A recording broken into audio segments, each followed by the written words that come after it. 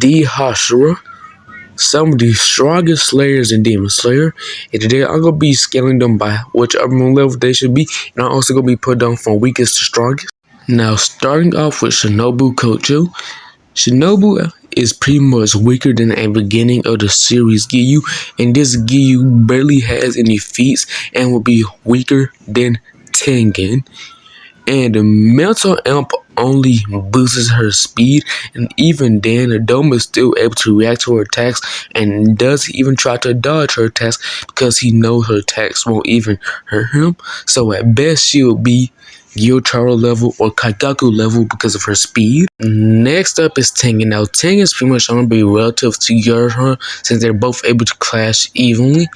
This would mean that Tengen, Vampire relative to Gyotaro, will be stronger than Gyoko, and I'm going to explain why. Now, base Swordsmith Visual Arc Muchiro is pretty much relative to base Swordsmith Visual Arc Tanjiro, and this Tanjiro wasn't able to fully recover from the Entertainment District arc.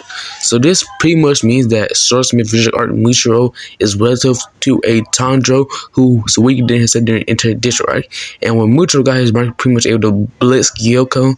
So this would mean that Muchiro should at least be Gyotaro level. So this is why Tengen should be Upper Moon 5 level. Next up is Mitsuri Kanroji.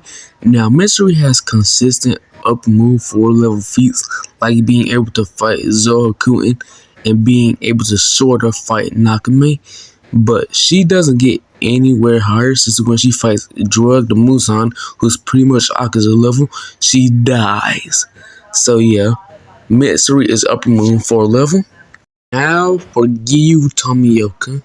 Now it's consistent in base and with marked that Giyu is just weaker than Akaza.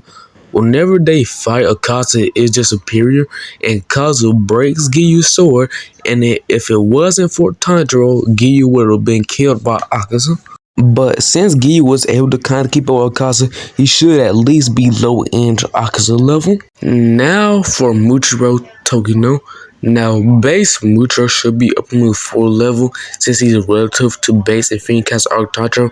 I say this since he's able to pretty much clash with Tanjiro, and with Mark he should be Akaza level with upper 2 level speeds. So Muchiro should be upper 3 level.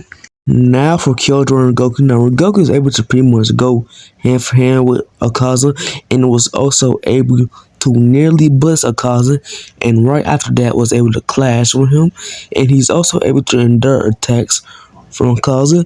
And this is impressive because Akaza had a near perfected compass, and this is what compass does for Akaza attacks. And yes, Akaza was trying.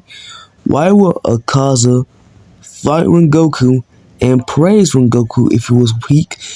Akaza loves strong fighters and hates weak fighters. So yes, Akaza was trained Rengoku, and Rengoku was still able to hold his own, which makes Rengoku high-end upper 3 level. Now for Igoro Obanai. Now, Obanai in base pretty much relative to Mystery, which means in base he'll be Upper Moon 4 level, but he'll be stronger with his mark since he's able to overspeed Drug Muzan and able to nearly cut his head off, which would mean that Obanai would be stronger than Akaza level. Now for Sanemi Shinazagawa. Now Sanemi in the base and with his Demon Slayer mark is able to keep up with Kokoshibu and is also able to tank attacks from Kokoshibu, and this alone should put Sanemi above upper 2 level. And finally, Gyome Hajimema. Now, Gyome has multiple, and I mean multiple statements saying that he's a strong sorcerer, which means that Gyome will already be above Doma level. And since he's able to keep up with Kokoshibu and is able to dodge attacks with Kokoshibu, Gyome will be mid to high-end Kokoshibu level.